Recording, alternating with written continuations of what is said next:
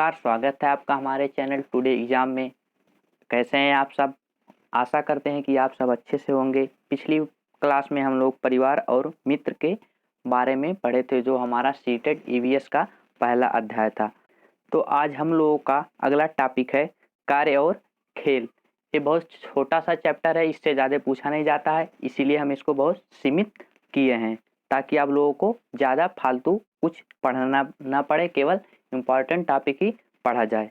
ठीक, तो आइए हम लोग शुरू करते हैं। देखते हैं इसमें पहला हेडिंग क्या है। कार्य। कार्य का अर्थ किसी विशेष भौतिक लक्ष्य की पूर्ति हेतु की जाने वाली क्रिया है। भौतिक लक्ष्य का अर्थ है कि आवश्यकता, किसी आवश्यकता की पूर्ति करने के लिए की जाने वाली क्रिया को क्या कहा जाता है? कार्य कहा जाता है। उदाहरण के तौर पर देखा जाए कि अगर हमें कोई सामान की आवश्यकता है तो उसकी पूर्ति करने के लिए हमें क्या करना पड़ेगा? उसको खरीदना पड़ेगा। तो खरीदने के लिए क्या करना पड़ेगा? बाइक से जाएंगे या तो साइकिल से जाएंगे या तो पैदल जाएंगे उसको खरीदने के लिए। तो जो बाइक से जाएंगे या पैदल जाएंगे या और किसी साधन से जाएंगे तो हमारा क्या होगा? वो हमारा क्रिया होगा। ठीक, आखिर क्रिया ही करेंगे तभी तो हमारे आवश्यकता की पूर्ति होगी। तो इसके बाद हम अगली लाइन देखते हैं। दिया है अगली लाइन जो है, बालक समाज के लोगों से मिलकर कई कार्य करता है जिससे उसके अंदर क्रियात्मक गतिविधियों का विकास होता है। तो जो बालक होते हैं उनका शौक होता है कि वो कोई कार्य करें। घर में देखिए, परिवार में अगर कोई कार्य करता रहता है तो जो छोटे बच्चे होते हैं भले से उनको न करने आता हो, लेकिन वो उसमें शामिल होते हैं, उनकी रुचि होती है कि वो भी करें। यहाँ पर क्रियात्मक गतिविधि का अर्थ है कि बालक करके सीखना चाहते हैं जिसके कारण उनके अंदर क्रियात्मक गतिविधि का विकास होता है।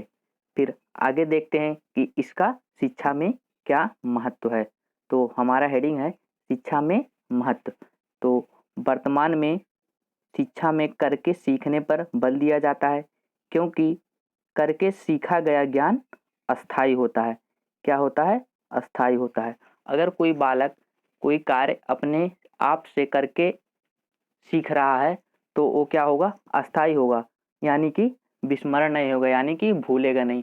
तो आज आधुनिक युग में देख लीजिए कि विज्ञान के लिए प्रयोगशाला है, उसमें बच्चे करके सीखते हैं। तो जो वहाँ पर वो करके सीखेंगे वो कभी नहीं भूलेंगे। तो हमारा जो अगला हेडिंग है वो है खेल। तो खेल का हम परिभाषा एक मनोवैज्ञानिक हैं जिनका नाम ड्रेबर है, उनके अनुसार देखते हैं। तो ड्रेबर जी कहते हैं कि खेल एक शारीरिक और मानसिक क्रिया है। क्या है? शारीरिक और मानसिक क्रिया है। तो देखिए, जब हम खेल खेलते हैं तो उसमें शरीर के विभिन्न अंगों का प्रयोग होता है। हमारा हाथ हो गया, पैर हो गया, इन्हीं अंगों का प्रयोग होता है, इसीलिए इसको शारीरिक क्रिया कहा जाता है। और मानसिक क्रिया किस लिए कहा जाता है ये भी देखते हैं। तो इसको हम आपको उदाहरण से समझाते हैं कि देखिए, क्रिकेट में जब गेंदबाजी करता है तो अपने मस्तिष्क का, यानी मानसिक रूप से वो मस्तिष्क का प्रयोग करता है कि कौन सा गेंद डाला जाए जिससे बल्लेबाज आउट हो जाए। तो अपने मस्तिष्क का प्रयोग करके वो कभी कैरम बॉल, कभी इन स्विंग कराएगा, कभी आउट स्विंग कराएगा और यही कराता रहता है। ठीक, तो हमारा अगला जो हेडिंग है वो है खेल की विशेषताएं। तो जो हमारी पहली विशेषता है खेल की वो है खेल शारीरिक वृद्धि एवं विकास के लिए आवश्यक है। तो देखिए, व्यायाम के द्वारा हमारे शरीर का विकास समुचित ढंग से होता है जिससे हमारा शरीर स्वस्थ रहता है व्यायाम करने से, और उसी के कारण हमारा शरीर अच्छी तरह से विकास करता है। तो आप सोच रहे होंगे कि व्यायाम के बारे में क्यों बता रहे हैं। तो अगर जो देखा जाए तो जो खेल होता है वो व्यायाम का ही दूसरा रूप होता है, इसीलिए ये शारीरिक वृद्धि एवं विकास के लिए सहायक है। तो हमारा अगला जो लाइन है वो कहता है कि खेल के द्वारा सहयोग व प्रेम की भावना जैसे मानवीय गुणों का विकास होता है। तो देखिए, जब बच्चे खेल खेलते हैं तो खेलते खेलते उनमें क्या होता है? मित्रता का व्यवहार आ जाता है जिससे उन लोगों के बीच में प्रेम की भावना पनपने लगती है। कभी भी कठिन परिस्थिति में पड़ने पर वो एक दूसरे का सहयोग करते हैं। ठीक, इसके बाद हमारा जो अगला लाइन है उसको देखते हैं क्या दिया है। अगला लाइन जो है वो दिया है, खेल से राष्ट्रीय एकता की भावना का विकास होता है। क्या होता है? राष्ट्रीय एकता की भावना का विकास होता है। और राष्ट्रीय एकता का अर्थ है जाति, लिंग, धर्म, ऊंच नीच भाव का समाप्त होना। तो खेल में देखिए उसमें योग्यता देखा जाता है, न कि जाति, धर्म, ऊंच नीच। ये नहीं देखा जाता है कि आप किस कैटेगरी के हैं, किस जात के हैं, किस लिंग के हैं। तो उसमें ये सब नहीं देखा जाता है। इसीलिए खेल को राष्ट्रीय एकता की भावना का विकास का केंद्र भी माना जाता है। ठीक, अब आगे देखते हैं हमारा जो अगला लाइन है। तो जो हमारा अगला लाइन है, खेल के माध्यम से बालक जटिल ज्ञान को आसानी से ग्रहण कर लेता है।